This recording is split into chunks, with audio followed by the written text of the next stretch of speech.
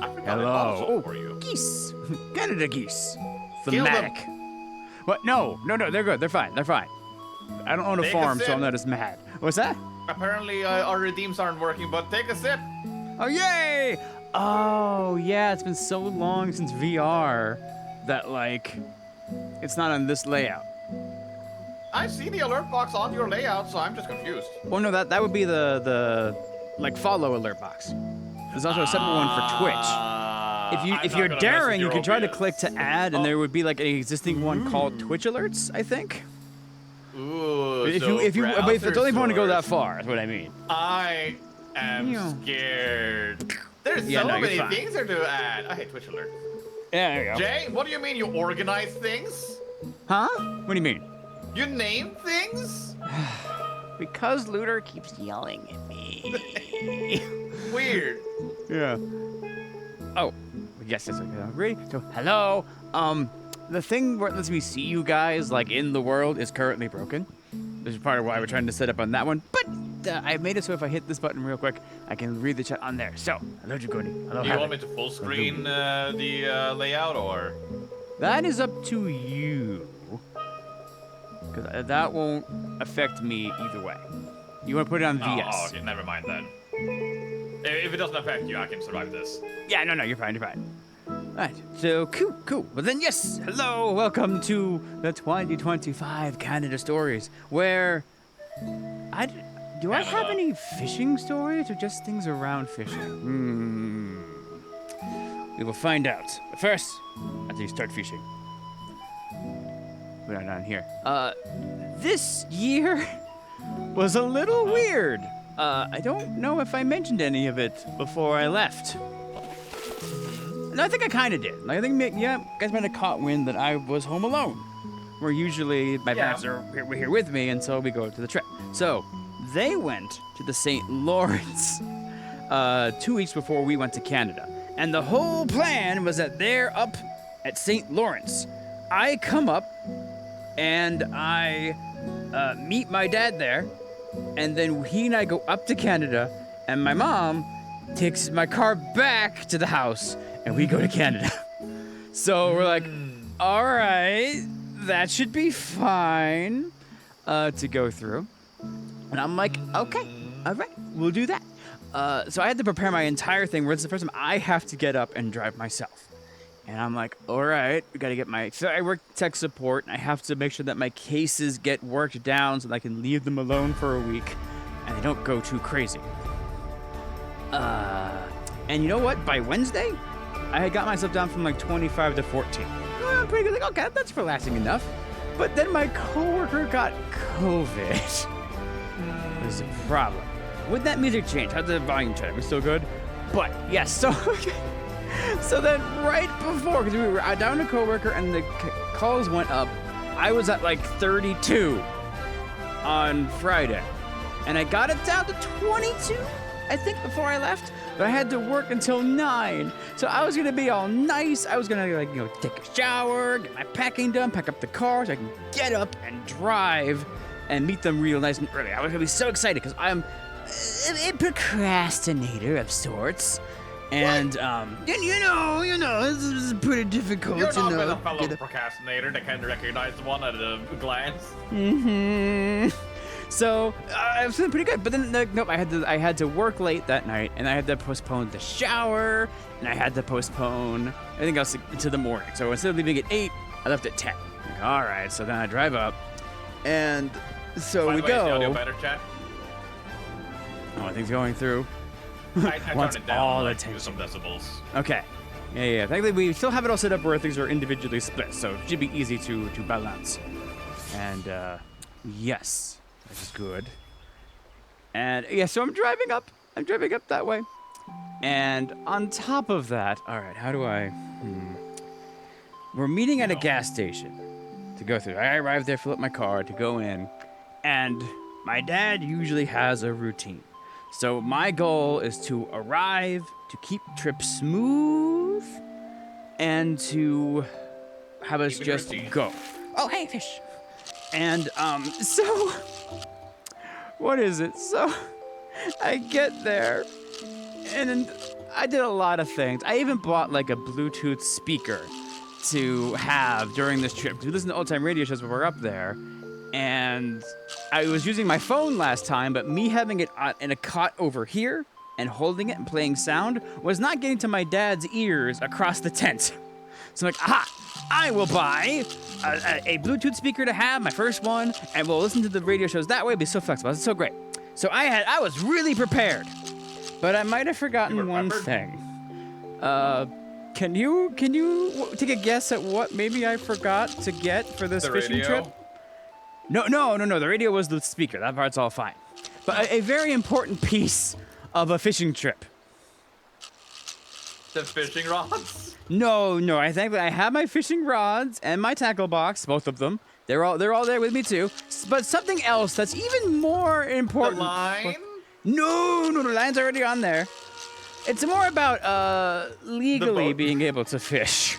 Oh, the permit. Yeah, I forgot to buy my fishing license and bring that with me because I had to get it from the Canada website and do that. And I'm like, dang it. Now, thankfully, I realized that as I got to the gas station because, and as you all kind of know, when I go to Canada, I don't have any signal. I have no roaming whatsoever. So I'm like, if I had crossed the border, I wasn't gonna be able to use my phone to get a license. Like, so I run to the bathroom of the gas station, and everything goes okay from there. Except, so I sit there and I get my phone out there, and so I'm holding my you guys are terrible. Okay, I'm holding my phone, and. I go to put in my password for my Canada. They get to go to their website and give them your fishing ID card and all that. And I can't remember my password. So I try 3 of my passwords, and none of them work. And they lock my account for 30 minutes. And I'm like, oh, so now we have to sit at the gas station for 30 minutes so I can try again. And also, I had just learned that this crazy already camping trip where I'm driving up to meet them and go up is crazier. Because now my dad wants to stay in Canada after I leave. So my mom, who drove my car back home, would come up to meet us, and then only I would come home. So my dad wants to go up as fast as is possible to catch the person in the booth in Canada to get the reservation and get that all squared away. So he's itching to go, and I have to walk out. My entire plan to get there so early, get all this done. I have to walk out like a son, like, I'm sorry, Father. Not only have I not have a license, we also have to wait 30 minutes for the government to let me log in again. Now, thankfully, I was able to do the password reset process, so I would now know what my password is, but unfortunately, that doesn't reset the timer for me to be able to log in. So it's like, okay, I still have to wait. That's all right. I know what it is now. But so I'm sitting there, and my dad, who's trying to stay relaxed, so I'm like, okay, that's fine, go through. But he had to sit in the car just to kind of like let us pass. So I'm sitting in this bench right under the Canada border, and I'm like Googling areas. Because like when we went to Canada last time, we found out that they changed. Like no fishing shops sell physical licenses anymore. Usually we go across the border, get a license at a shop, and then just go camping. It was so super simple. And the place that we're at is an American place, so they don't sell Canada licenses, so that won't work. So I'm like frantically Googling places hoping this is all going to work. But eventually, the 30 minutes go by, and I get my license, and we are on our way. Thank God. So that was your good. license. I'm grabbing more lasagna. Okay, sounds good. I'm also going to go read. Imagine you've been in Canada for a week and not able to fish. Oh, yeah, exactly. Well, see, no, we'll get to that. All right, anything else happened? Oh, no, what do you mean? I'm going to be right back. No, don't worry. We'll get to that. Okay, let me check my notes of my stuff here. Cross the border on my own. Oh, yeah, also, with this plan, this is now going to be my first time ever. Like, when my dad stays and I go back alone back home, I would be crossing the Canada border, and I would be the one talking to the border people for the first time. We've been doing this for, I think, 23 years. But because my dad is used to driving with a big truck with a trailer in the back and the weight of that, he just always handles that. So he's always driving and I never have to do the talking. So I'm like, oh no. And I'm like, I got this. It's gonna come back. But also, when you go across the border to Canada, they ask you, like, how long is your stay? When are you coming back? And my dad said, oh, we're only going to be there a week. But now he's staying there an extra 2 weeks, and I'm coming back alone. And I'm like, is this going to be a problem? Like, should I not say this when I go back across the border? Because, like, Say certain... what? That my dad is staying. So when we go across the border... They were like from Canada, from U.S. to Canada. We have to tell the Canada how long are we going to be there, and they write that down. But my dad's secret plan is to stay there 2 more weeks, and only I come back in a week. But he wasn't really sure how that would work, so it wasn't really a locked-in plan yet. And I'm like, I am probably overthinking this, probably.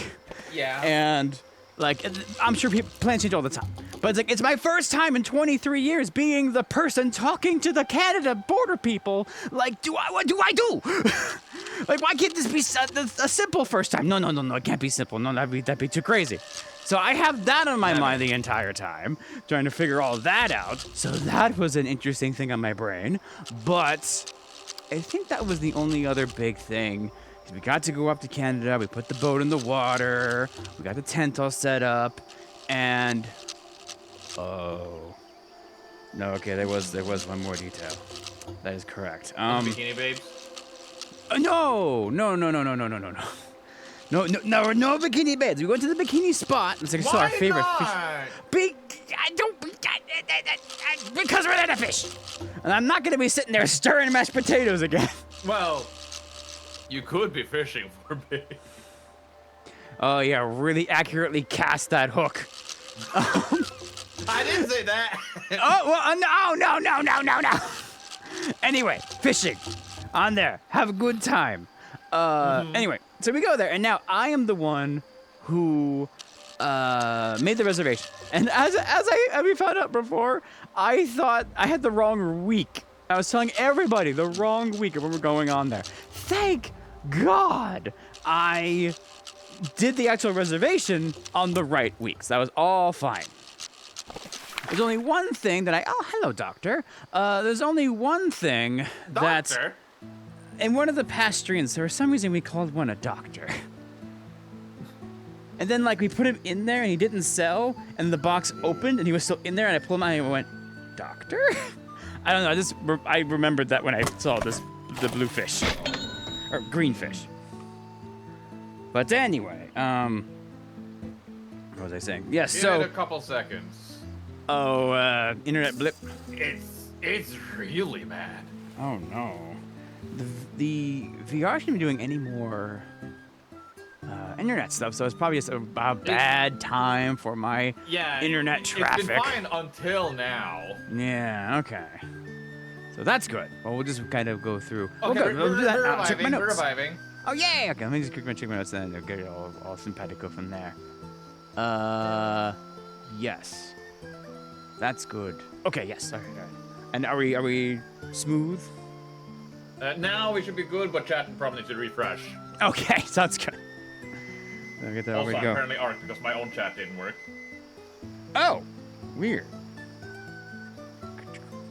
Yeah. Okay, but anyway, yes. So, we get there, and I have to check in, and I forgot to get the reservation up on my phone because there's no signal, and my email confirmation's in my email. So I'm like, uh-oh, and I get there, and I'm like, oh no, what site number was it that I ask you, what site are you going to? I'm like, okay, it's either 19 or it's 20. But I'm like, okay, no, they should have my name. It's fine, but I'm a little flustered. Remember that. I'm a little flustered. And so I go there, and I talk to the lady behind the counter, and I get the reservations checked out, and then she asked me what the license plate of my dad's truck is, because we have to park while we're fishing, and they know, like, okay, this person owns this site to go through. So I give them that, and then I hand it over to my dad, who now needs to step in and do his second reservation. It's like, okay, no, we want to stay 2 weeks longer. And what site do you have open 2 weeks? There's only one that was open for 2 weeks. And so we had to go over, because you know what I never really thought about as a camper? Like, No. when All the you... people camping there? Well, yeah, that too. But like when you rent a campsite, they're not the same size. Like, I would have thought that, they'd plot out a similar sized spot. So once when I did my first time, I was doing the reservation. I didn't know that, so I went to the site that was too small. Then we had to go and switch it out while we were up there, and thankfully we found another one, and that that worked out fine. So thankfully we went over and checked this one, and it was okay. So this is all settled in, and now we can set up our tent, which we did, get it all ready to go, and we were fine. We had a pizza, we cooked on a grill, on a little grass grill, and we went to bed to wake up for our first day of fishing. So now we are at fishing. At fishing? Yes. So we wake up the next day. We are out. We are out in the water. We can finally relax in Canada, and everything is all good and hunky dory. So, how to describe this? I, in like the first 10 casts, get my first fish, and I'm trying to figure out if I should spoil this or not. I will. The first fish I caught was my biggest fish of the entire trip. Now, in a way, that sounds sad, because it was it? I have a goal that I've always wanted to do. I want to catch a pike. Dad. What's that? Beat your dad. No, I don't want to beat my dad. I do not want to get a bigger fish than him. My dad's always happier on the trip when I get a bigger fish than he does. No, all I want to do is I want to get a pike that is 3 feet long.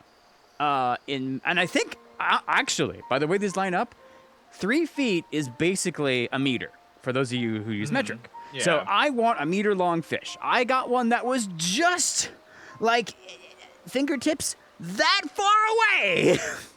33 and a half inches out of 36. So close. And but I got that fish, Zaps, 18 years ago. I have never gotten a bigger fish than that. We actually went up, when I graduated high school, we went up to Temagami, which is a place like right below Quebec. It was like 16 hours of driving instead of like the usual 6 that we do, way up into Canada. Yeah, we rented a houseboat, and we were just on that for 2 weeks. This little houseboat floating around. It was supposed to be giant fish. And my dad saw some big fish, but my biggest fish was again 33 and a half inches. We were like sitting there with the measuring stick like, okay, is it any bigger? No, it's the exact. I tied my record. Even then, I had not defeated that one. So I don't want the trips to be about getting a big fish. Like you can't control it. Like that you just the fish bite to the fish bite. So I'm trying and plus now that it's a YouTube show that my dad and I are recording, it's more about showing off these cool lures and memories and telling stories, and that's nice. It's really taking the pressure off of having to get at least one big fish to go home. So that's been cool. But so with it being my first fish was the biggest. One thing is that it immediately takes the pressure off of a fishing trip because, okay, I got a big one. Yay. 20 inches is not like, 33, but it's like, that's like often the biggest fish that we ever get. 33 was huge. And we got it in surprisingly shallow water. We still can't explain that. And we think they were sunbathing. But, so like, yay, okay, so we got that, and it was immediately relaxing to go through. Now, the challenge for me is that there's been a difference. Like, ever since quarantine happened, and we couldn't cross the Canada border to go up, we went to the St. Lawrence, and that St. Lawrence has bigger fish. That's where my dad was before this trip happened. And, we'll get into that later, but he got bigger. Like, he got a 39-inch pike, which I think is the biggest I've ever heard of for a pike. Now, they get way bigger. That's the biggest one that I've ever seen on a video now, and it's big. But there you get less fish somehow. It's interesting, but they're bigger. And so it's always been a thing of like, all right, we get smaller fish in Canada. We have to get across the border. But then, what is it? We usually get more is the thing. Many, many, many more, which I'll explain later. So, but once we came back from quarantine afterwards, we've been getting bigger pike in there. So 28 used to be very big. But now we've started more commonly getting bigger fish. And I am trying so hard in the front of the boat to like not let it sink into my brain like, I want the bigger fish than this out there. No, keep it relaxing. Let it go. Like just stave those thoughts away to go in. What is it? So that worked out okay, but thankfully it was still big enough to be relaxing, and especially for my dad. I kind of hinted at this before. So he was fishing on the St. Lawrence for the week before that, 2 weeks before that, and he probably caught under 20 fish. Where in terms of actual fish count, we could get anywhere between 20 and 50 fish a day in Canada, but that's because there's tiny little angry fish. Because we get the big pike. Let's see here. I think if I look at one of these looks like a pike, right? That's pretty close. Like this right here is like what a pike looks like. And there's also smaller fish like that, perch, and there's sunfish. And ironically, with the size of these pictures, these look seen backwards. These are usually much bigger, big fish. And on the St. Lawrence, there's no little fish. There's none. So you get big fish, but you're waiting so long in between. So you're just waiting and waiting and yay! And then waiting and waiting and waiting and waiting. So my dad has come, he joins me in this trip, and all he can talk about on his show when he's like holding up the fish and talking to the camera, he's like, oh, I'm so happy that look at this tiny fish, which is hilarious for a fishing show because, you know, the fishing is about like, oh, look at the big fish that I got. But he's like, I'm tired, people, of the big fish. Please, just let me have this tiny baby. There's multiple things biting on my lure all day. He fishes, and I fish with him, from 8 in the morning until like 7 or 8 at night. Upwards of 12 hours a day to go through. So when there's not a lot of fish biting in between, you want to die. So because originally, the reason why this trip happened this way is because my parents, Yeah. man, I'm dipping into this and the story's going so much farther back. I'm trying to think, okay, where do I cut this off at? My dad's car died. God, in February. Okay, hold on. Oh. If you remember any of my Yellowstone stories, there was a car trouble in Yellowstone. And that's because his power steering kept going out. And so while we were there, we had to rent the car that needed coolant to be able to give us heat. So a whole problem there. Anyway, okay, so this car had problems. It finally died when they were in Florida in like the winter, springtime. And so they had to buy a new one. And so they get a new car registration.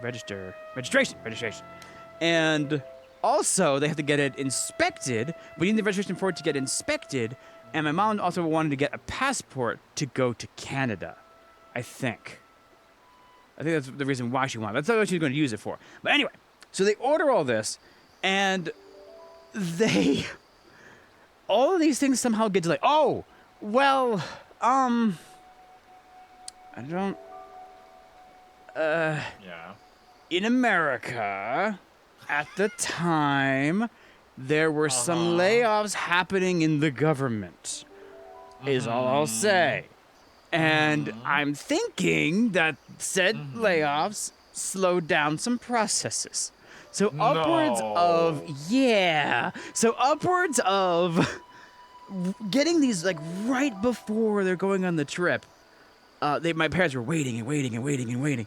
So that's why, like, I think for a little while I was saying that, we have to go. I'm going to go to the St. Lawrence instead of Canada because we can't get into Canada because my dad doesn't have a registration to get the car inspected to go across the border. Like, the border was just this goddamn finish line to get across to go there. And So we do all that.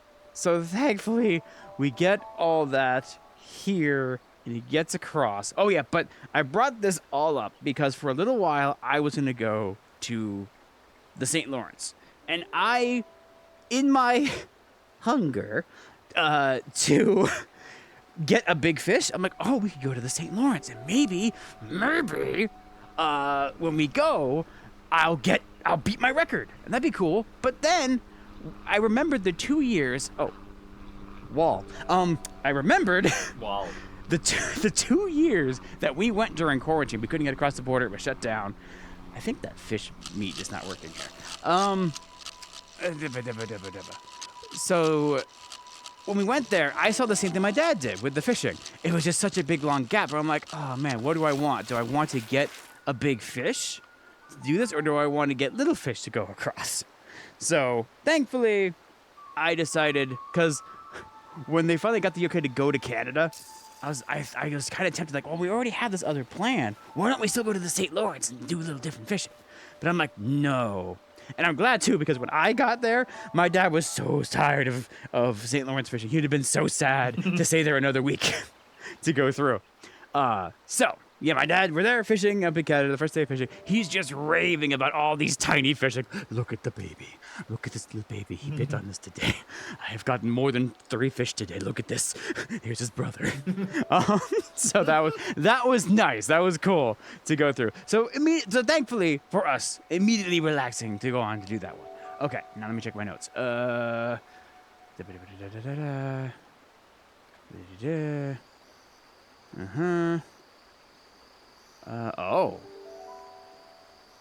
Okay. Yeah. Well, I still have to decide, like, what's interesting to talk. The air condition, maybe? Oh! Well, okay, yeah. As part of going up to Canada, getting myself ready to go, like, I had a super stressful time. So I am trying to stay relaxed to go on this trip, to go on there. And right before I go to Canada, I buy my speaker. I order it with 2-day shipping. It comes right in. But when I go to buy it, I get a message pop up. About a purchase had been recalled that I had bought a couple years ago. And it was my air conditioner. My air conditioner had been officially recalled as a dangerous product. And I'm like, what do you mean? So now I have to, like, when I come back, I have to look into why is my air conditioner going to kill me? Now, thankfully, the Amazon alert did tell me that apparently it's a mold problem.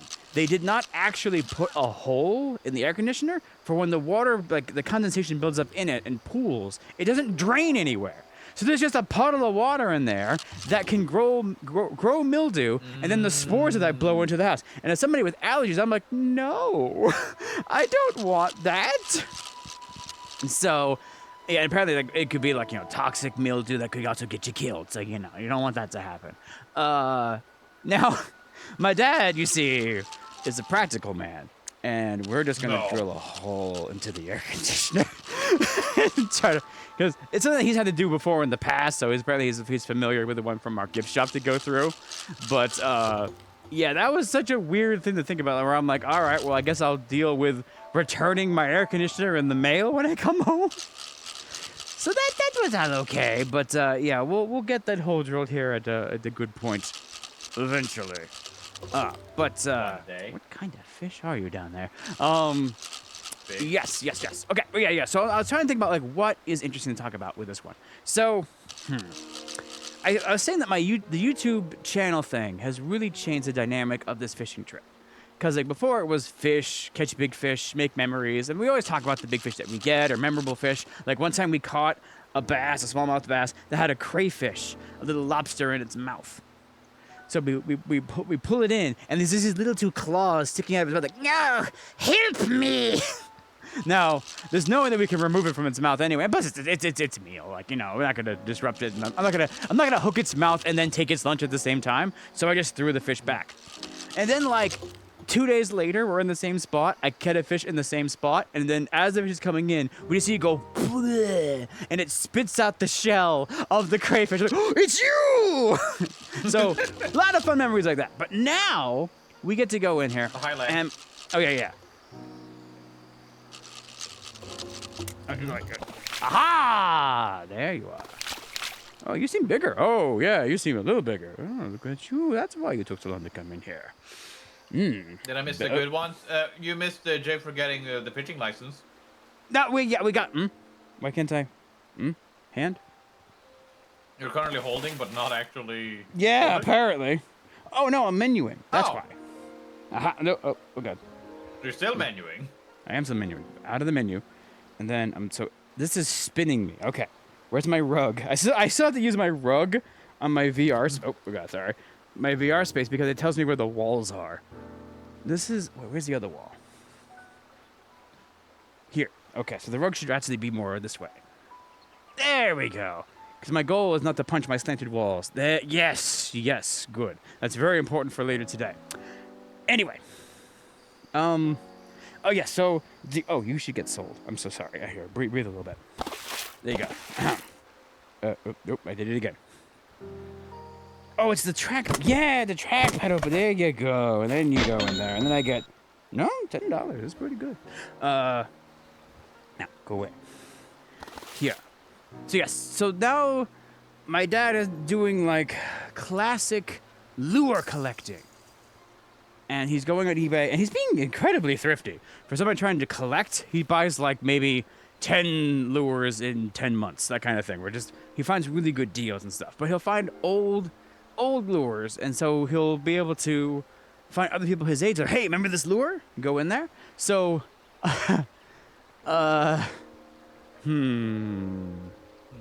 Yes. Okay. So. I am also like learning from fishing from him, so I'm using the same lures. So it's really exciting to talk about. We get to catch fish and talk about these cool lures or how we're using them, and it's really engaging that way. So it matters less how much fish you get and more what cool things can you talk about, or like can you use a lure? Like actually, we found lures from when I was 8 years old that I built.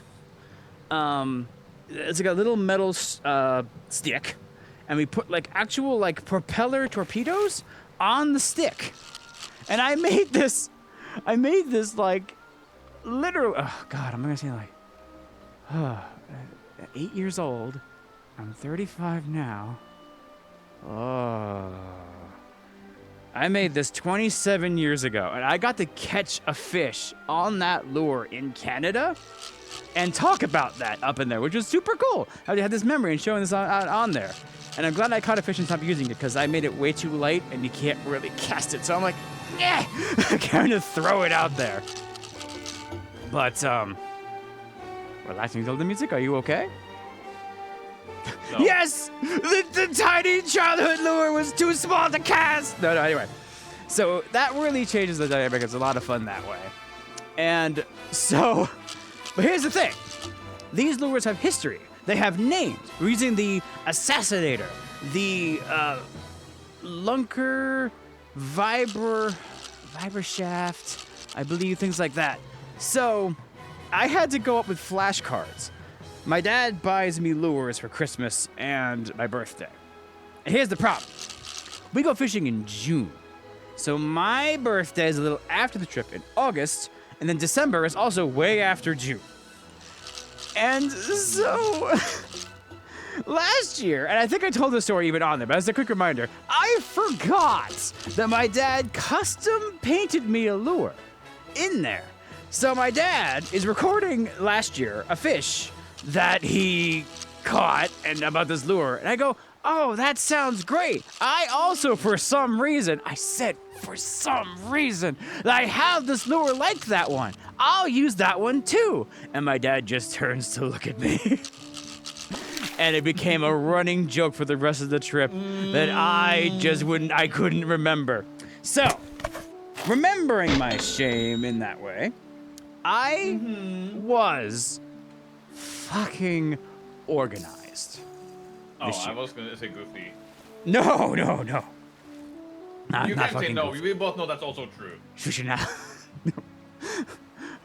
I didn't say that. Fucking good. Anyway, focus. I'm going to. Yeah. So I went up there and I had to find a little box that I had to find a worm-proof box which means that apparently normal plastic gets melted by rubber worms or fishing lures. So if you don't buy a worm-proof box, over time they will just melt your plastic container to go through. So I had to find a worm, non-melty plastic box that fit this one little space in my tackle box. And then I got Ziploc bags and put each of the individual lures into these bags, into the box. This is the birthday box. I remember both August and December, he got me like 20 lures. And I'm like, ah! So on my phone, I had pictures of these lures and the names of them. So whenever I would catch something or even switch the lure on there, I would immediately like remind myself, what is the name of this lure? So when my dad comes running with his phone to record me, I can say what it is and be excited. Like, and he bought it for me. And my dad was actually impressed by how organized I was. For how long? Well, until it turned out that I forgot 2 of the most expensive lures. Or a set of this. And I went back and I found the Ziploc bag of these 2 Bagley switchblades on my shelf for my tackle box. And I'm like, no, I didn't even get into that. No, it was so yeah, because last year I forgot about the cool custom painted one he made me, and the year before that he bought me a set of what's called fish trap spoons, and I left it in a container by my television, and I never brought any of them. And I had, but that lure, unfortunately, 2 years ago was working very well. So I had to be like, I'm sorry, Father, I don't have the cool lures that you bought me. Can I borrow some of yours? And now that's being recorded as the joke of the trip. So anyway, I was very inspired to get that one. So at least I only forgot one of like the 10 individual types of lures that did go on there. So at least I was mostly good in that way. Well, hello. So we go in here, and that's thankfully works out very well. And so this trip over in that way is much more relaxing. Now, where in the world was I going with that one? Ah, yes, okay. So, what is it? Saps, I felt like you on this trip for just a moment. Norwegian? Okay. What's that? Norwegian? Norwegian? Oh, no, not in that way. No. More in a Pokemon TCG Pocket kind of way. Okay, so, I was using a... Like you. Like a floating little like bobber guy, but with wings on it. And when you pull it in the water, the wings pull it under the water. Why are you swearing at me? Oh, I'm sorry about Guzzlord. And others. Oh, okay, and the second God Pack that I got when I came back from Canada. But anyway, so I'm using this thing called the bomber lure, and it's going down in the water, and I get my first fish on it. I'm like, yes, whenever you get one fish in a lure, you get to talk about it. And that's like the main goal, just get one. And guess what I got on that? Well, I think this will seem strange to people. I caught a catfish on this lure. And that's not, it's not uncommon, but it's not very common for that to work. There we go. Oh, I see. I can turn the thing back. Because I'm facing my air conditioner at this point. So, I'm like, wow. And like, we've gone to Canada, like I said, like 23 years now, I think. Somewhere roughly around that point. And I think we've only ever caught like 2 or 3 catfish. I'm like, oh, I caught a catfish on Zoe WhatsApp. That's so exciting. And I'm like, yay, I got this super special fish. And go through like, yeah, it's super cool. Next morning, my dad catches the catfish too. And what reminded me of you, Sass, was like, can I just have one special thing? Because my dad, he catches a 35-inch pike. Like just barely under the 36 for being a full meter. A big fish for where we are. That's like St. Lawrence size. I'm like, wow. And now for me, I'm super excited because like my dad gets to see the fish. I get to see the fish. It's being recorded on the show to go in there. So that's all super cool. But very, very small parts of my brain was like, ooh, I also would like to go through. And here's the problem, Doctor. I happen to mention my my memory of not getting a big fish in like 18 years. And so my dad is now also thinking about this. So now on the show, he's saying things like, "Oh, I wish it bit on his line." And I'm like, "No, don't make it sad. Don't make I'm sorry. I shouldn't have said anything. Papa." I should have stayed quiet. Yeah, no. So and then also to make recording these fish easier, we had one spot on this pontoon boat that my dad built. One spot that has a measuring stick for how big the fish are. Oh, you done? So that means that we have to record the fish and then walk the fish over to where that measurement spot is, then walk them back. So we have them out a lot longer than we really need to. So my dad took to the awning of the boat, and then he took a ruler or a measuring tape, and he just marked with a Sharpie the lines on here. And then he wrote down foot, half foot, 2 feet, 2.5 feet, 3 feet. But that means that in front of me, the entire time that I'm fishing, kind of like this, actually. Wow, look at this.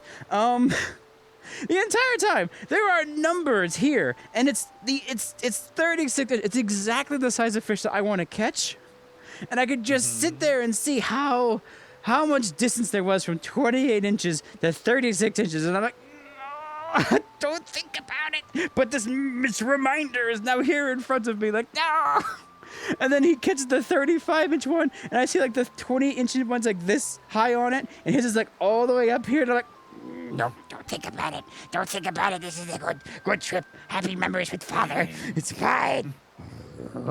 So try not to let size goblin to have control of my brain. Because thankfully still, through it all, it was good, relaxing trip. So that's okay. I've gotten so off my schedule of where these stories were. Oh, yeah. Huh. Oh, okay, there are two more. Right as my dad got the meter-long big fish, 3-foot big fish, we were by an old boathouse. And a guy comes outside on the boathouse. And we have to be careful, because not everybody likes fishing to go through, bothering the fish. So we don't want to ruffle any feathers going to shore. So when somebody comes out, it's a 50-50 on if it's a good interaction or, somebody being grumpy. Well, guy comes out and he says, "Man, I am jealous of you guys having such a relaxing day." Because he saw us catch the big fish. He goes, we go, "Why?" And apparently, this poor man has been cleaning out his boathouse. We're on a lake, and this boathouse is all along the shore. People can pull in their boat. It's like a garage for your boat, basically. Live it down on there. Apparently, over the winter, a beaver was chopping down trees and putting them into his boathouse. And he's been dragging them out. We saw this huge pile of sticks in the backyard of this poor man. And the guy's telling us the story. He's like, and you know what the worst part? The beaver didn't even eat them. Because the beaver was storing them to eat or chew on over the winter. He's like, we never even came back for these. Oh, he was so mad. Imagine he finds the sticks, where the fuck is the beaver? And after the last stick, he just sees him staring at him. Yeah, exactly. I know. And or he comes by the next day and he's like, well, I gotta put those back. And the beaver puts them all back into the boathouse. So hopefully the beaver did not do that to that poor man. But that was a nice reminder of you know what? This is very relaxed. This is very nice. I appreciate today. Oh, hello. What was the other one that I saw? Oh! So my dad, he bought me new fishing lures. And when I was a child, I'd only fished with one specific type. I believed in fish magic as a child. And that means that only certain lures would ever work. And if anything ever changed about said lure, it wouldn't work anymore. Oh, here we go. It's like what a perch looks like. Very good on that, one of the baby fish. But, anyway, so I only ever use the same lures over and over and over. So I'm finally branching out into other ones. But the spinners that I use are a spinning top and there's a treble hook of like this. 3 hooks at the bottom instead of 4, like that. And 3 hooks is a lot to get out of a fish's mouth. And pike, their mouths, they have actually razor sharp teeth. If you run your finger over their teeth, it will cut you. This is not the fish book. But if we look at, where are you? Up doesn't show. But often the teeth are visible on the pike outside of their jaw. So you have to get all 3 of those hooks out, like so, of their mouth, and not have them bite or cut you on there. Very stressful. But, you know, just you have to do it very confidently and don't let the fish thrash around and you're going through that one. And, it's a lot to do. Here's the problem, though. My dad bought me new lures. He did. Very nice man. Did all that one. Trying different stuff. But did you know that a lot of lures have 2 sets of treble hooks on them for a total of 6 hooks? And that's because most people are not like me, where they are catch and release. They want to make sure the fish doesn't get off, so they can get it in, cut off the head, eat the fish raw right there. Because so on this, as a catch and release man, I don't often like to use those, but I also don't want to like modify the lure. At least the first time that we show it, so we can see what it normally looks like. So anyway, Take a sip. Hey, I got oh to work. God, Jay. where is my drink? I didn't even get the first sip down yet. Wait. Okay, here it is. All right, I will get it. Wait, I gotta take this. I gotta take my hand off. Okay, hello, there you are. Okay. Let me just take a sip out of this metal jug. There you go. Oh no, I'll get you. No.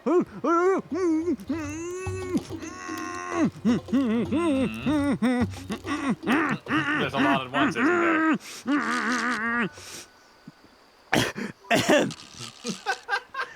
What was I talking about? Oh, multiple hooks, 6 hooks.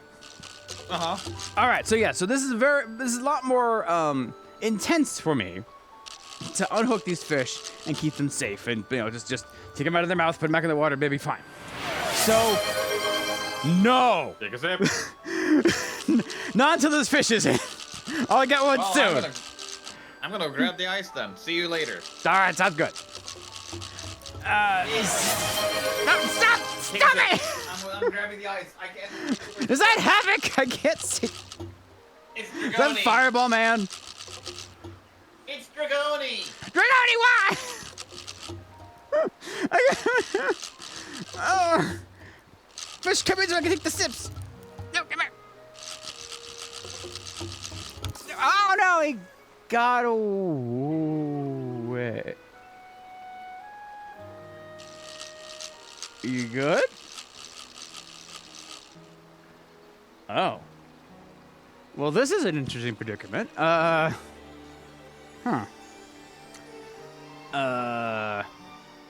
Don't want to get into that yet. You know, okay, let me finish my story, and then I'll tell you what this reminds me of next. So you Oh. still moving? There's no fish. I'm sure they're fine. Anyway, so there are 6 hooks. Also, infinite hiccup. Oh, okay. Well, then I guess I'll take those sips then. Yeah. Come here. Here we go. Oh, I rang the gong. There we go. Okay.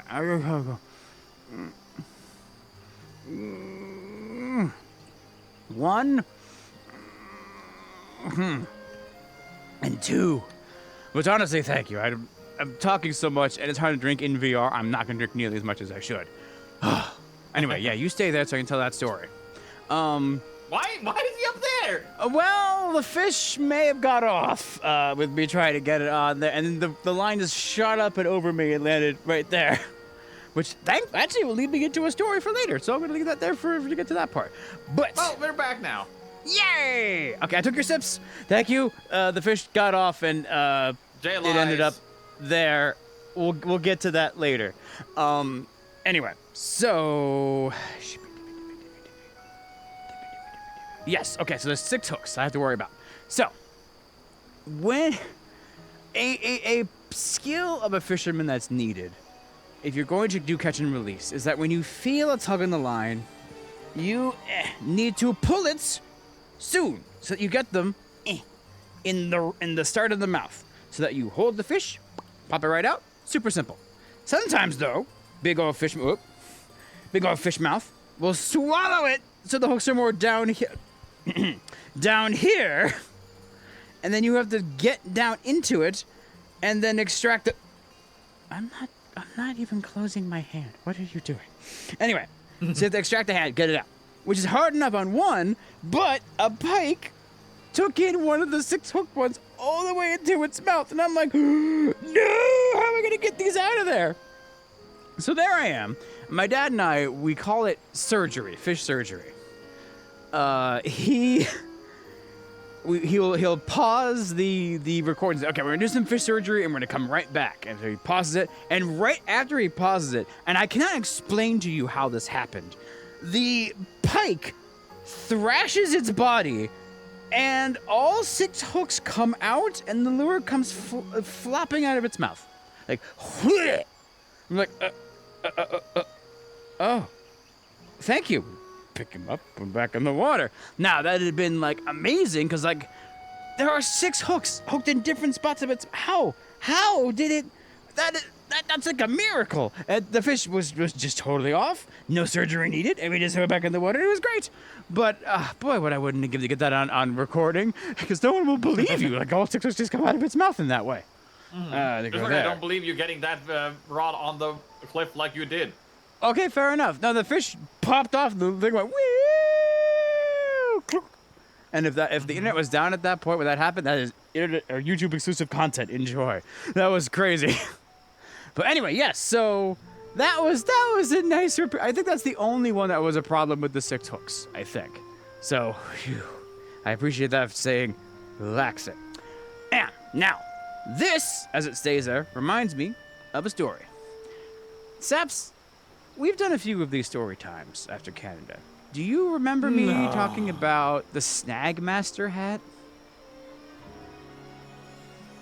That's not familiar at all. What the fuck did you say to me? The Snagmaster hat. Do you know what snag is? Like this. This is getting snagged. Like your hook is caught off. Mm-hmm. So snagging just means that you've got your lure stuck. You have to take the boat over to it, unhook it, and get it out, which if it's windy is a lot of trouble. So when so when I was first going to Canada, I got handed one of these reels. So people used to like a push one when the line just comes straight out of the top. You push the button and then you cast. This one you have to flip the bail over, put your finger right here with your hand, and then cast, and then let go of the string as you cast to throw out the line. It's a lot more complicated. So as I was learning, this happened a lot in there. Mm. And my parents, owning a gift shop with a lot of novelty items, they had this thing called the Snagmaster hat. Oh, that's still fine where you are. So, what is it? So, it is a pink and blue hat with a bass on the front of it, a stick poking out of the front of this baseball cap, and then there's a little string wrapped around with a fake lure hanging out of the end of the stick. And it's called the Snagmaster. So eventually, my dad, as a joke, said, like, as a spare hat, I brought this, and my dad made me wear the Snagmaster hat for that year as I was learning to cast these. So anyway, here comes this year. And actually, I am not the problem. My dad is getting many snags like that, wrapped up into trees.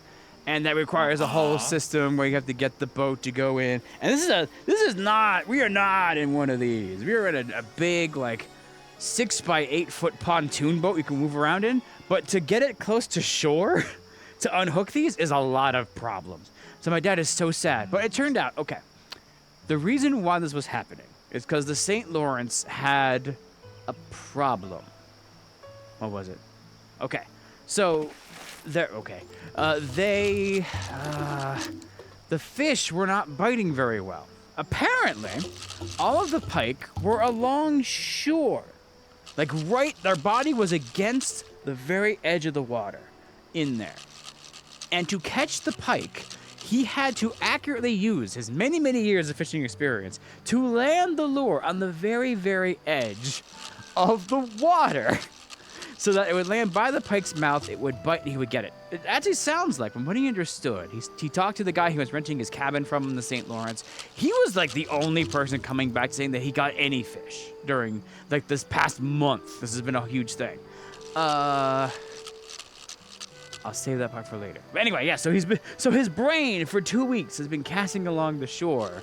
So his equilibrium was all thrown off, and when he wasn't thinking about it, he was casting farther than he meant to, and it kept landing in the trees.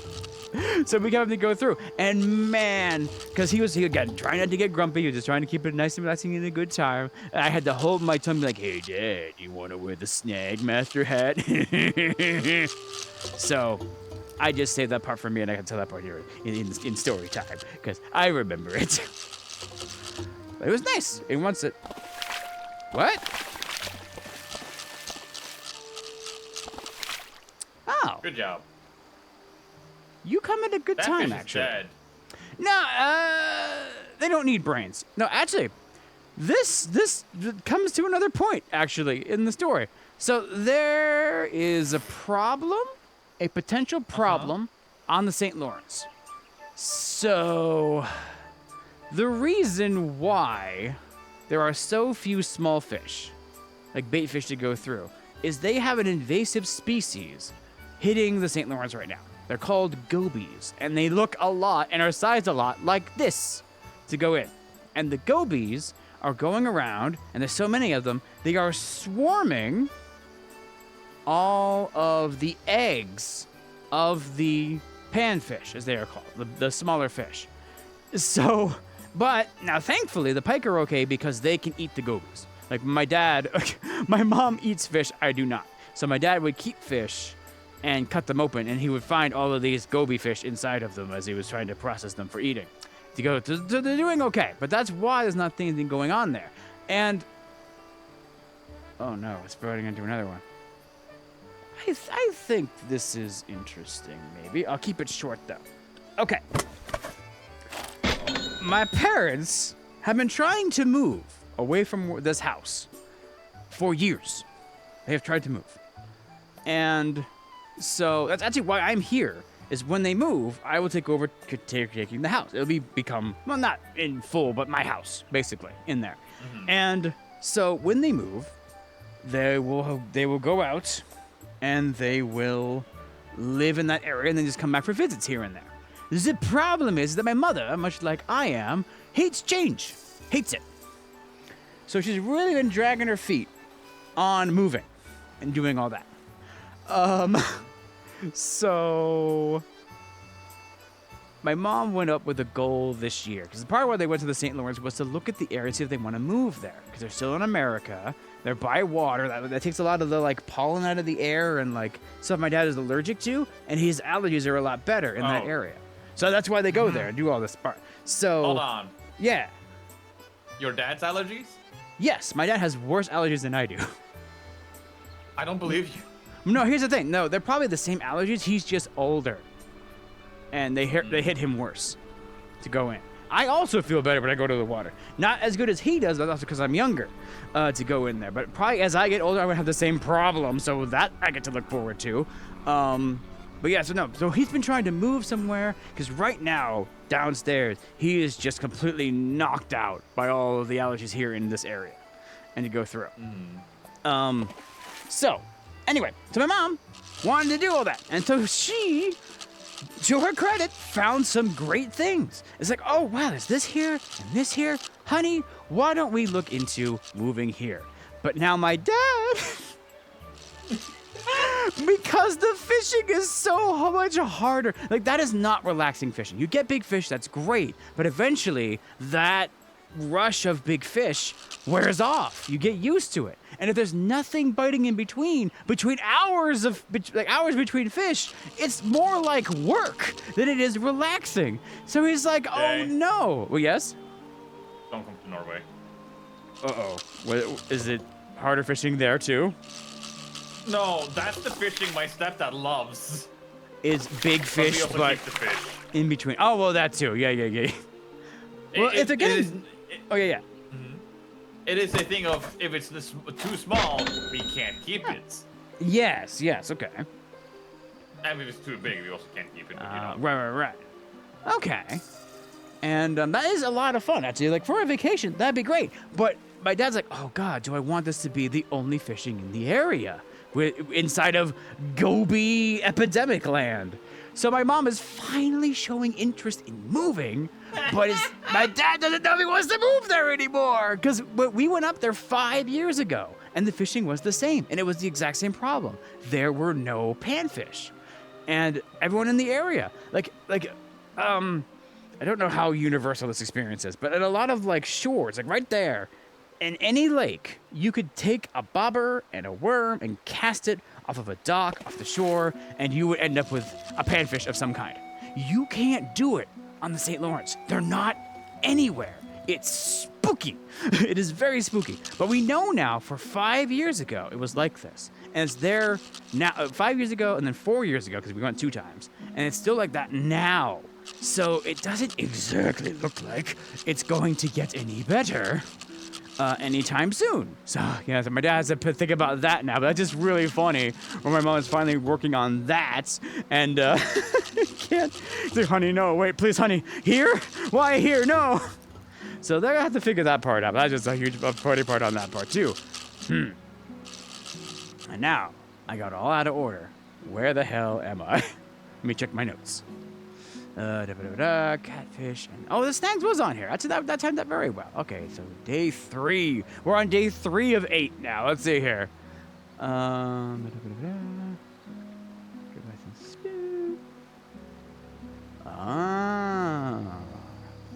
Okay. Yes. I'd say the main story from day 3 is the Ouroboros fish. Actually, which I forgot one from before, too. But anyway, so there were 2 pike that got hooked in interesting ways to go through.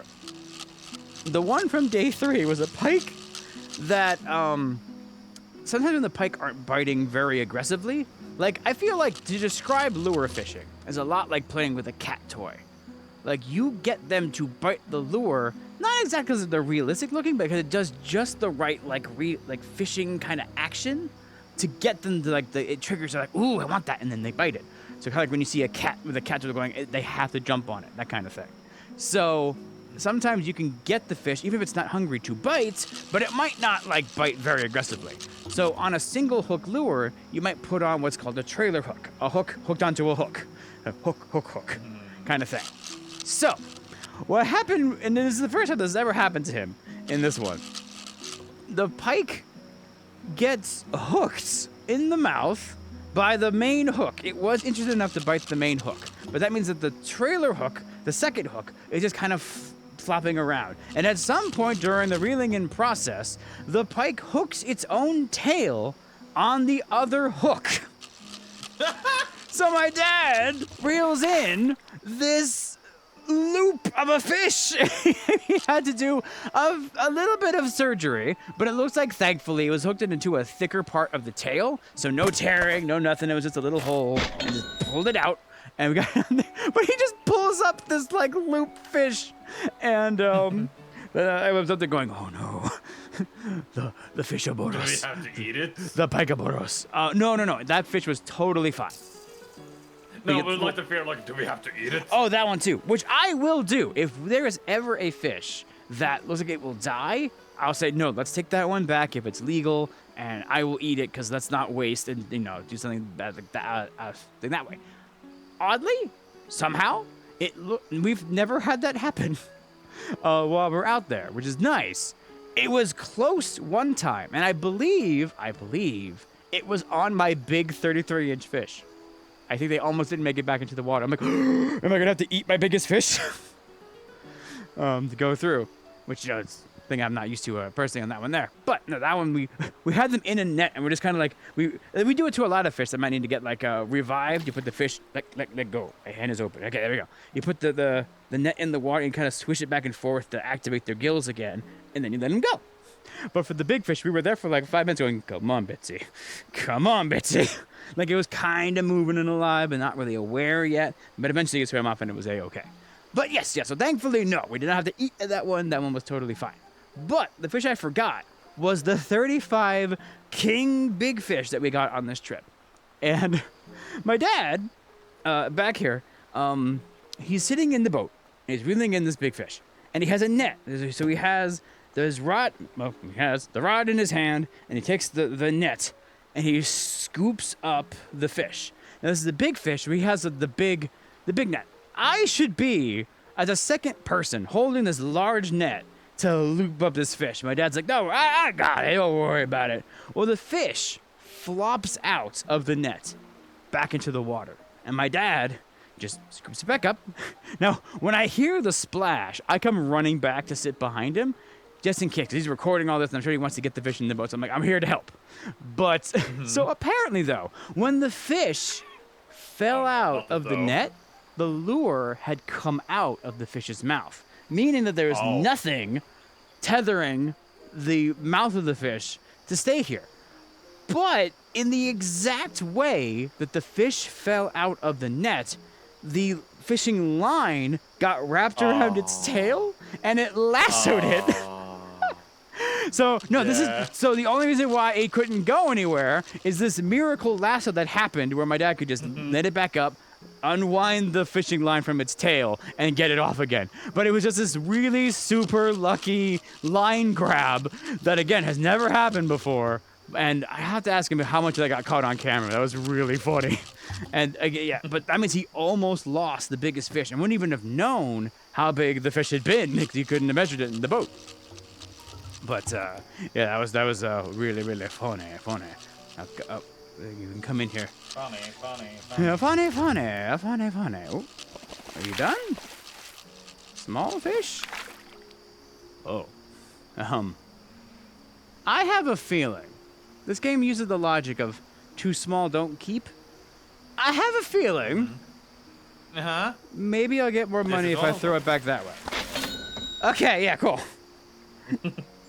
Oh, it's a wee bit. Because we know small. you need money. Let's just look at your current. Oh yeah, I've just been telling stories in here. There's nothing left to buy. How much money do I have? Oh Jesus Christ! Have they added anything to buy in this game? No, I got the best rod. I got both radios. The scale. Camera, and we got the biggest tackle box. I have a hat. No gloves. Outdoor gloves. Oh, there's outdoor gloves, fishing gloves, spelunker gloves. Sweet Hats. Oh, hey. Luffy. Oh. Not Luffy. That might be like moldy Luffy. Here. Movie. Oh God. Your play area is too small. The item position has been reset. Oh, sorry. There you go. But, yes. So we got that, shoot. What was I got? Yeah, a quick look at the notes of what's my next story here.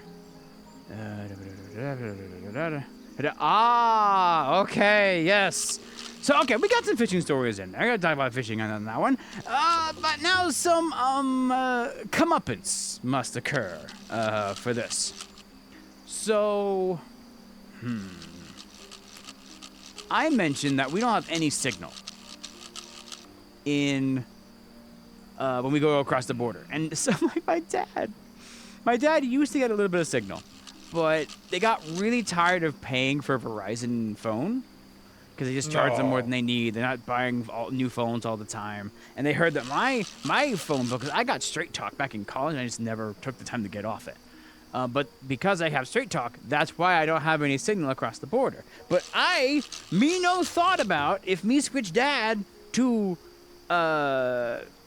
Straight Talk 2, and I both go Canada. No us have signal.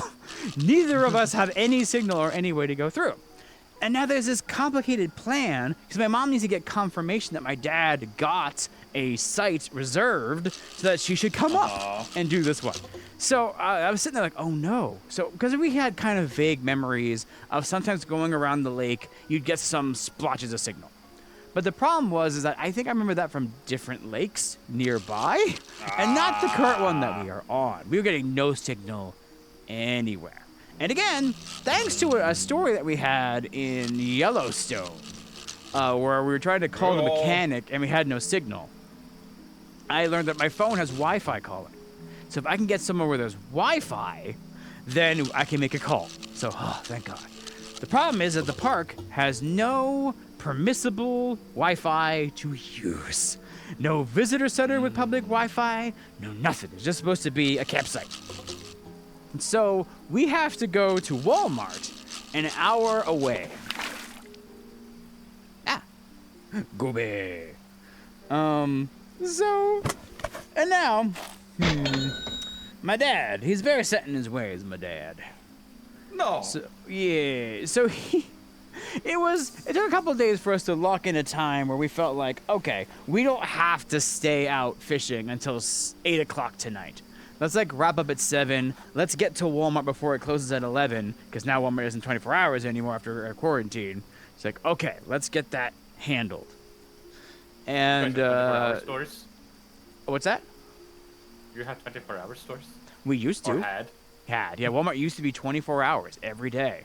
But eventually they said during quarantine, we don't want to be open that long anymore. No one can really shop. And they just never went back to 24 hours after quarantine to do that.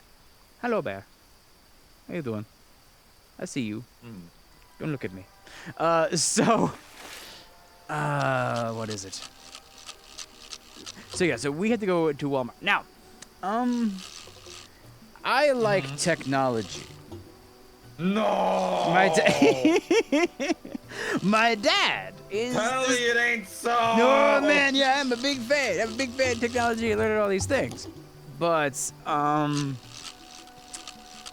dad does not like technology. But he's learning with video editing. So he's better at technology. He's learned it. My mother, not a big technology person in any way, shape, or form.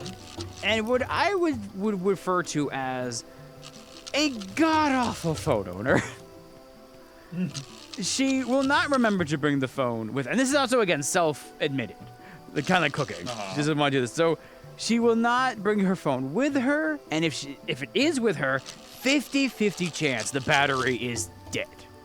So my dad finally has gone out, and again, I want this trip to be relaxing. We're going to Walmart to do this. And I'm like, oh my God, please let my mother's phone work as we go to Walmart and do this. How should I describe this? Oh no. Okay. Well, here's the thing. My dad and I were laughing because we were in a very similar situation. Because when we came, our first year back going to Canada after quarantine, when the borders reopened, we found out that all the fishing stores stopped selling physical licenses. They had to buy them online. But we didn't know that. We just went across the border, and with no signal for either of us, we had to go to Walmart to get enough Wi-Fi to go online and figure out how to get licenses to go in there. And we sat on this bench for like an hour or more to figure out their website and get all that to work. And so here we are on that same bench years later, figuring out how to call my mother. And now my dad, let's see here. Oh, he had gotten really tired because we were fishing all day, gone through, and you could just tell his brain was shut down, and his brain is not mentally prepared for tech issues. So he's buying some soda for the boat, and I'm sitting on the bench, the famous bench, and he's going to the car.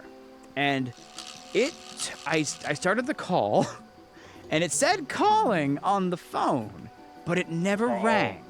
And it just stayed calling. The entire time it took my dad to walk over, grab the soda, go to the register, pay for the soda, take the soda out to the car, and he comes back, and I'm still sitting there like, oh no, it's not going through. And I mean, we're in Canada now. That kind of makes sense, but at the same point, I don't think the phone cares about any cell phone signal, cell phone tower. It's about Wi-Fi. It should be fine, right? It's Wi-Fi. What could happen? It should. Yeah. So I see my dad walking back, and the same like trepid fear that I felt when telling my dad that I didn't have my own license and we had to wait 30 minutes at the start of the trip. But as I look up to tell him, the phone call goes through, and I'm like, oh! Oh, thank God! And it turned out my mom was walking. Now, so it her phone hadn't rung yet. It just took that long to like get my call through Canadian Wi-Fi at Walmart through over to my mom's phone to call that way. And yep, so we got that one. And so my mom going through, she told her the plan, said, yeah, we just need to go through. And what was it? Yes, okay. So as part of this idea, I had thought of a plan. Because my madre, again, not being a very good phone user, not being very confident in doing new things either. Like, oh man, she's gonna go across the border. She's gonna have to go across the border and she's gonna have to not miss any turns to get. If she gets lost after she loses signal, because she's also on Straight Talk now, she won't be able to contact us. She will be completely, totally lost. So I'm like, Dad, Father, why don't we, on the day, Papa, why don't you and I go back across the border and we'll meet her at the same gas station you met me at, so that we can do that. So I'm trying to convey this plan to my mom to go through. And apparently she is walking back to our house to go and while we're walking, and I'm trying to keep her, to get her to follow the plan, she walks out of signal and cuts off the call. And I'm like, no! Oh, and I can just see the furrow of my dad's brow just go so deep. Like, no, that's fine. It's fine. Now, thankfully, somehow, since I called her and I called her back, it immediately went through. It like remembered whatever path it had built to call her right back. And she had gone back into where signal was, and we got the plan to go through. Like, phew, okay, that's fine. We got the plan all sorted out, and now we'll just meet her there. And that was so much more relaxing. But I mean, I had kind of gotten a little excited about being like my first time being the person talking about crossing the border, but I'm like, let's just keep things simple. I don't want my poor parents to get lost in Canada with no idea how to call, So that goes through. So thankfully, finally, that was done, because we had been kind of hemming and hawing about that one and kind of semi-worrying about it for days. So now we are even more deeply relaxed here on day 4 of 8 that we have done that one. What is it? Yes. That part should be good. Let me quick check.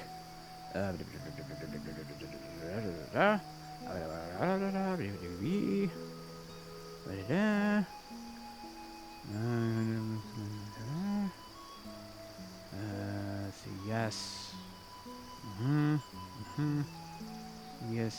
Yes, with the lasso. Okay. Oh, that was day 4. So day 5. Oh, okay, yeah. Day 5 is the one where my dad caught the catfish. Where I didn't get to have my cool special fish anymore. But I didn't get to have the big fish. But that's fine. What else happened in that one? Oh, okay. Yeah. Yes. All right. Yes. So, this morning where we got the catfish, it was kind of very slow. Like, I think every morning of this fishing trip started slow. And you're like, oh man, this might be like the day of the trip that's gonna be slow all day, and just kind of relax, let it go by, and tomorrow will be better. Zelda? But, what's that? Zelda, why did you go loud again? Oh, right? It went back to the same song as before, too. I'm not sure if I set that to loop or not. Because I really like that song. But no, so yeah, every day was slow, but it would go forward and it got better as the day went on, which was nice. So, but on this slow morning, as we're kind of going on through, we get, I don't know what to call it. We get pulled over on a boat? We get inspected. Well, because every once in a while, there is the fishing commission. They'll peruse the lake, and they'll just do routine inspections to make sure that you're fishing with a licensed boat, or a registered boat, and a fishing license. So thank God I remembered that I had my license. But I realized, as part of this was going to be my confirmation about something. Because when we forgot our licenses before, we bought them, but we couldn't print them, as a physical paper license. We could not print them because Walmart had no public printers of any kind. So, But because I did this again, and the fishing shop would not let me use their printer, I'm like, all right, I'll take a screenshot of the license on my phone, and if we get pulled over, I'll present the license to them, and hopefully they'll just take it as okay, like not assume this is like a Photoshop, like, oh, I just changed the year, go through. But thankfully, they took that one on there. And that went very smoothly, but oh my god, thank god I remembered to buy the license. We hadn't actually gotten pulled over, I think, in like 8 years. So my dad was joking, like, it was getting to the point of like, would it have been cheaper to pay the fine for the fishing license, not having one, than it was to buy this license every time? Because it was taking so long to get checked in between. I'm like, I would just rather not push it, you know. Let's not get Canada mad at us, you know. they accommodate pretty good from there. But yes. Okay. So I broke one of the lures that my dad bought me. Oh, yeah, you were good. All right, so a lot of lures will come with a skirt of some kind, plastic like that one. But if it's an old classic lure, the skirt can fall off. Like the plastic gets old, it just, doesn't survive. So, and this has a lot of action to it, so the lure does do worse. It doesn't have the skirt on there. So I'm fishing with a lure, and the skirt falls off. And so I go there and I'm like, what am I going to do with this on here? So, now thankfully my dad, we bought these lures to fish. It was not actually a big deal that fell off. I just felt bad, like, no, I can't show it off as what it's supposed to be. So, yes, I, in my genius, fish, fish, bite on these like rubber worms on there. This looks different. It used to be like a lot brighter orange. But anyway, yeah, they bite on these. Yeah. So, when the skirt fell off the lure, I stuck a rubber worm where the skirt used to be. Like that, like a big swim tail. And so this lure was called the Assassinator, was its actual like cool fisherman name. And so it turned out that the exact brand of rubber worm that I put on the lure was called a Sassy Shad. So I had to feel out how my mountain man dad would feel, like how funny would it be to call this lure the Sassy Assassinator. Thankfully, he loved it, and he'd go through it fishing with it, and I'm like, all right, well, it's only gonna matter if I catch a fish on it, right? I got 6 fish in a row on it. So my dad, like, he would come up and he would help me unhook these big, like pike on this. So I had like big sizable fish on this Sassy Assassinator. And so he'd help me unhook it, he would record me, go through all that, and he'd walk back to the back of the boat. And then another fish would bite. Oh, Dad, there's another fish on. He's like, oh, okay. So he'd put down his stuff, come running up again. And 6 might not even be all of them. I'll have to ask him what the final count was. My dad was exhausted by the end of this, getting all of it. Now, he was super excited because he's really happy because I only get to be up here for a week. My dad's already been fishing for 2 weeks, and he's going to be fishing for 2 weeks more after this. And so he's doing all that. And what is it? So he's really excited for me to get fish. But he was making all these jokes on the show because he's like, oh boy, this is gonna wear me out. Eventually he got like 1 fish. He's like, look what my boy allowed me to catch in the back of the boat. His poor father. And as often it does, fishing changes. Like somehow throughout the day, they will crave different kinds of lures to go through. Yes. Internet thing is happening. Okay, then I will wait. In fact, this seems like a good time to take a drink of water. Oh, taking a sip? Let me really... I don't have them. No, it's fine. I can drink here. But thank you again for helping me out with these ones. I wouldn't even be able to tell when that was happening. No problem. Oh. Do you want me to tell like immediately when I notice it, or do you want me to like hang on? Oh, it disconnected. Oh, wow. If it lingers. Wait, does the stream like end, or is it just Reconnection like successful. the red X? Back! It We're was back? a red X, Okay, yeah. okay, good. Oh. Hmm? We're back now. Hopefully. I'll just enjoy these tips. Back now. Mm. Hi, everybody. So yes, I wore out my poor father catching a bunch of fish on the Sassy Assassinator I was talking about that I had built. So, but fishing then changed. Like the weather changes. Like it starts raining, and then suddenly they want a different lure. It's such a weird thing. They have to figure out what they want. But anyway, it was my dad's turn to catch a bunch of fish, and he again got like a 32, I think, inch pike, like bigger fish on there. Now he's feeling bad, and I'm like, no, it's fine. You can the show. It's great. It's good memories.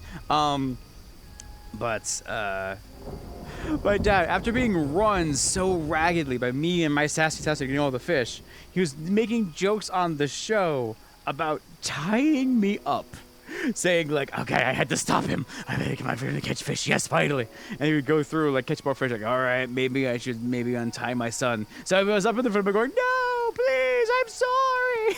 I'll change my lure.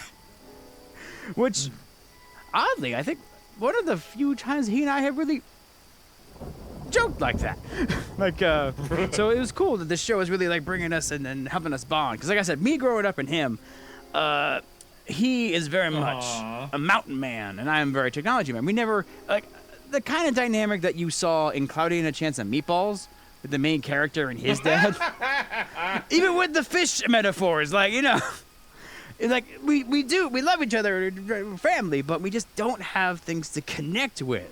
So that moment was like very nice and very cool. So even though I did not get to have big fish, I got to have cool big memories with Daddy-O. So that was pretty cool.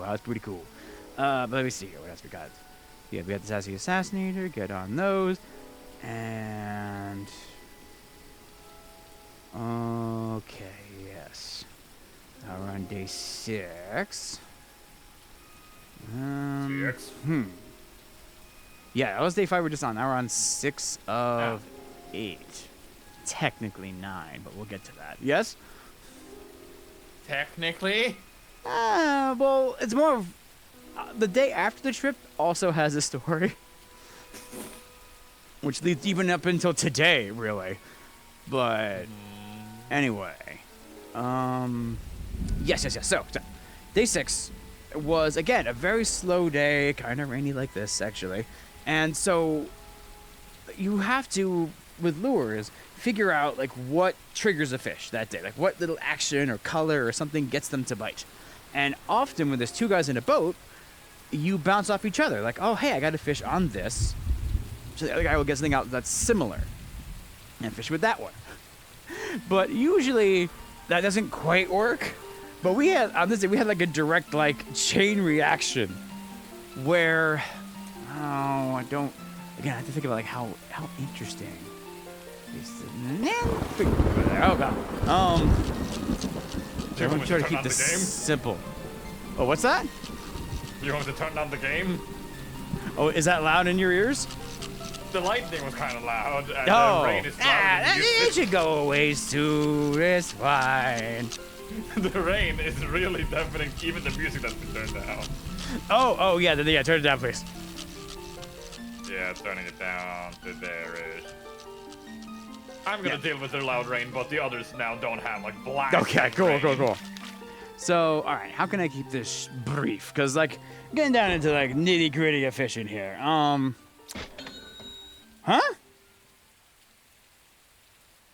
You Oh, did no. it. Doctor? Here we go. I guess there was somebody in there. Not anymore. Not anymore. Anyway. Yes. So, my dad uses an old classic lure of his, and there's a curse that he and I have. Where he is obviously a better fisherman than I am. I go fishing like it'd be 1-2 weeks out of the year. And my dad's been fishing for all his life. he's a lot more experienced. So obviously he'll get more fish than I do, or fish differently. Like this, he has a magic like tease the fish by reeling slowly kind of thing, which where I'm just too antsy to be able to really get that slow and stay out of the weeds and try to hold that. So anyway, he can do all these tricks. So it was nice that this morning he got on a lure. What's that? Sneezed. Oh, because it sounded like a sound effect for some reason. Like cheese. But anyway, so he put on a lure that he liked, and I put on a similar one, and that it worked. I'm like, oh yes, good. It finally paid off for me to do that. And but then the one that I got off of him turned out to be really good. It was a perch with like a magic gold, like a gold blade on it. That's called the magic fish, and it wiggles a little bit in a specific way. But I had the same blade and a big one. The thing is that in the spring, you're supposed to use small things because things are being born, and within the beauty of nature, things are hunting for smaller things so they can eat, a portion of the babies being born at that time. So, long story short, you're using smaller lures in the spring and bigger ones in the fall, where they will, hunt to get bigger stuff. I'm using like a big thing for fall suddenly. I just put it on as a joke, and it's working. And I'm like, oh, that's really strange. So we got to joke about that for a while. But then it chain reactioned again because I had a perch, rubber perch, big rubber perch on this lure. And so my dad used a perch spoon out of it. And then he ended up getting a really big fish. Not bigger than a 35-inch, but something close to it. Fishing on there as well. And it was just really cool to be able to fish and help him in a way. Like, oh, hey, I in my fishing skill, I was able to find something that he could bound off of and get big fish. I didn't get to have the big fish, but I helped get the big fish. So that was nice. I like that. That's a nice silver lining. I swear to God, I'm gonna be so antsy on year 20 of like not getting to beating my record of a fish. Like, this has got to be the one. It's the 20th anniversary. It's fine. It's fine. We'll figure out something. But it was such a challenge to try. So I had to find my own little victories in fishing to be part of that one. And also, finding the old lures and stuff. Because I keep getting fish. I mean, not this size, but sometimes they feel like it. I can get big fish too. Mm-hmm. It's fine. Okay. Sure it is. I can let it go. It's fine. It's fine. No, you can't. No, I can't. Look how well I've let it go here. Lie. No. Alright, but anyway, where? Yes. Yes. Okay. Okay, I think it's good. That's because there's more fish on that one. So that's day 6. Day 7 is the last fishing day. Oh, yes. Okay. Day 7. The last day of the trip. Saps, I'm really good at not getting big fish get to me. Shut up. I'm really good. I'm really good. No. But it's the last day. Yeah, but I haven't gotten a big fish since the first day. It's now been like a full week since I've gotten a big fish. So we're fishing. It's not getting to you at all. Nope, didn't get to me at all. But so we're fishing. Now, we got what I would call a hilarious fishing episode from my dad's YouTube channel out of this day. Because I couldn't get any fish in the boat. I couldn't. Like, I would hook them. I would reel them into the boat. And then either they're at the surface in the water, I'm trying to net them, they'll get off. They'll like shake their head, shake the hook out, and then go away. Or up to the point where I picked up the rod, the little fish, and I was reaching out to grab the fish out of the air to take him into the boat, and then jumped off into the water. And I'm really good at not letting big fish get to me. It's fine. You can keep lying, but you know, thankfully, it was really fun to go through on that one. But oh my gosh, I think my first fish I caught, I got in the boat. But then after that, like every fish for like 10 fish would get off in some way. And so I was like, oh my god. So, while not getting a big fish, at least it was funny. So that was nice. And then what was the other half? We appreciate the funny. Yes, exactly. I think that was most of it. We got approached by a snake in the water. And the snake was bigger than the big fish that I caught in the beginning. It was like a swimming. I didn't get to see what kind of snake that it was on there, but it came up to the boat. It was looking for a way to get on, which thankfully it did not find one. But what a story that would have been to, like, okay, we had to fight the snake off of our boat to go back into the water in there. But no, I think from there it was mostly just fishing going through. And I'm a dumbass. That's the video you showed me, yeah. Yes, on that one there, which I should have prepared to show up on here, if I had the wherewithal to do so. But you're in VR. Yeah, basically. But just imagine a snake swimming up in the water this way, and it goes, "Hello," and go, "No, go away, don't come onto the boat." What is it though? So we're fishing, and we get towards like 7, 8 o'clock on the last day, and I mean, I wasn't thinking about getting a big fish, but my dad. But as like taking us to different spots to see where they're biting at, which we did find some, thankfully, with some fish that were biting here and there. But no, did not get any big fish. In fact, at one point, my dad asked me if I was done. That never happens. Usually it's gone to, like, we go to a certain point. I was like, well, how do you feeling? Do you want to break or you want to go? And I'm like, let's go a little while longer. Again, being really good at not letting it get to me. But Liar. No, it's fine.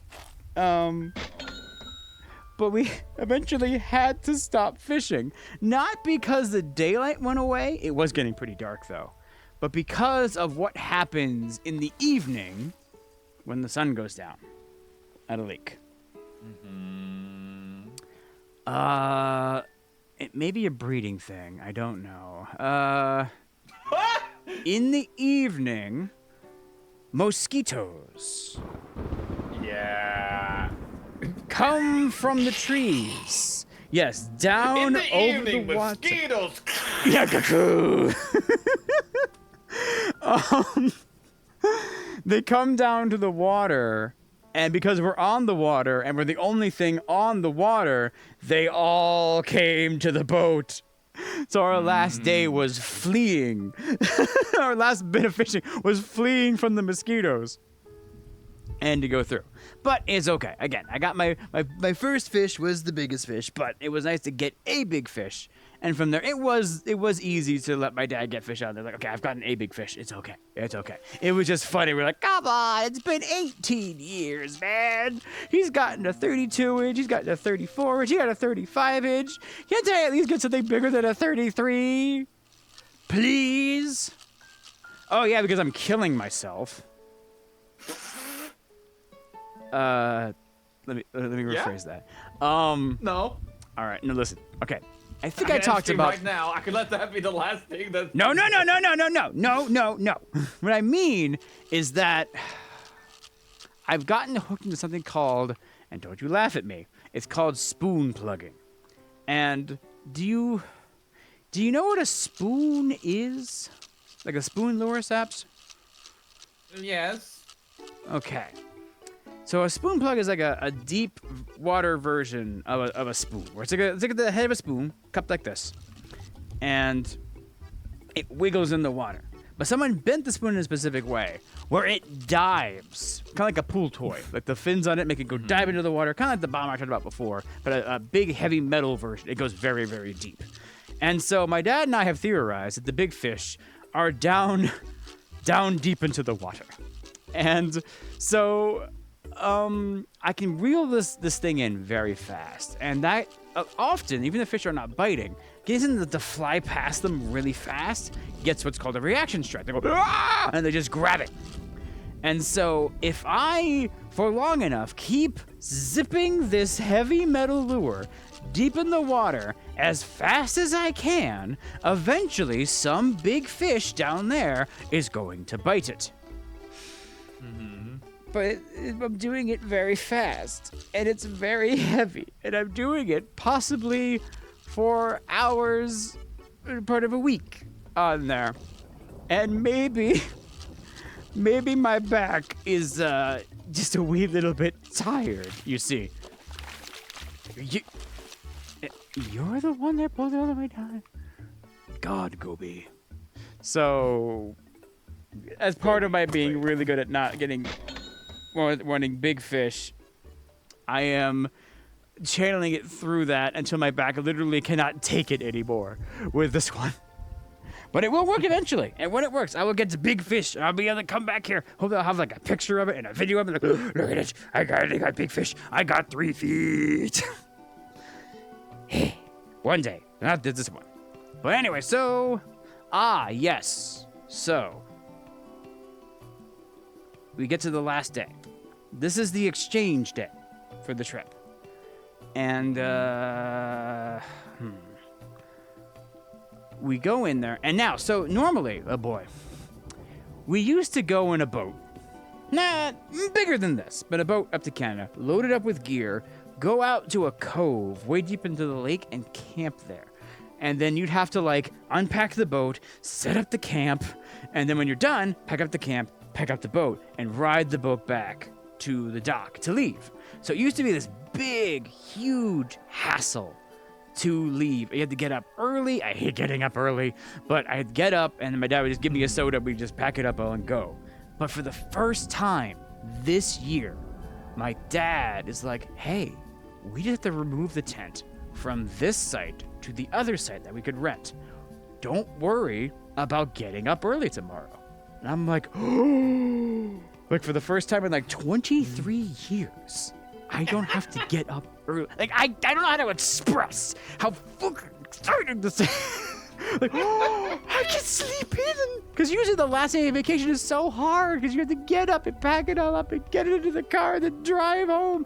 And you're trying to like, oh, it's going through. So I'm like, wow, I get to sleep in. And then I'm excited kind of, I get to drive home for the, like alone.